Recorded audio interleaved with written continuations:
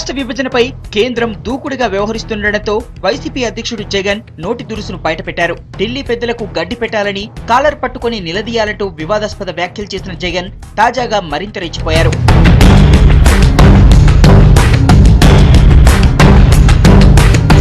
కొద్ది రోజుల క్రితం డిగ్గీ చెంప చెల్లుమనిపించారంటూ జగన్ చేసిన వ్యాఖ్యల వేడి చల్లారక ముందే మరోసారి నోరు పారేసుకున్నారు జగన్. ఇప్పటికే జగన్ వైఖరిపై తీవ్రంగా మండిపడుతున్నారు కాంగ్రెస్ శ్రేణులు. తాజాగా రాష్ట్ర అసెంబ్లీకి బిల్లు రావడంతో జగన్ కు దిమ్మ తిరిగినంత పనైంది.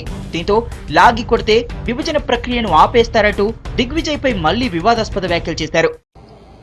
బిల్లు వస్తుంది స్పెషల్ ఫ్లైట్ లో, బిల్లు వచ్చిన 17 అవర్స్ లో 17 గంటల్లోనే చకచక సెక్రటరీలు అందరూ సంతకాలు పెట్టేస్తారు. కిరణ్ కుమార్ రెడ్డి గారు కూడా సంతకం పెట్టేస్తారు. అసెంబ్లీకి బిల్లు పంపించేస్తాడు. అంతేకాదు ఎంత నాటకీయంగా కూడా చేస్తారు అని అంటే, స్పీకర్ మనోహర్ గారిని అసెంబ్లీలోకి పోకుండా తెలుగుదేశం వాళ్ళు అడ్డుకుంటారు పథకం ప్రకారం. మా స్టాండ్ వెరీ క్లియర్గా ఉన్నాం.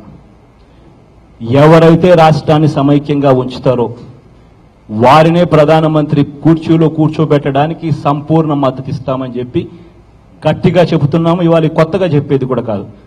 ఇటు సీఎం కిరణ్, టీడీపీ అధినేత చంద్రబాబును కూడా వదలలేదు జగన్.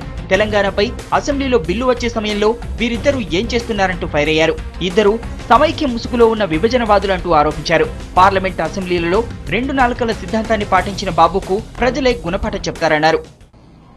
ఏ రోజైతే ఇవన్నీ విడగొడతారో ఆ రోజు ప్రాంతాలకు అతీతంగా రాష్ట్రం మొత్తంగా నాశనం అయిపోతుంది.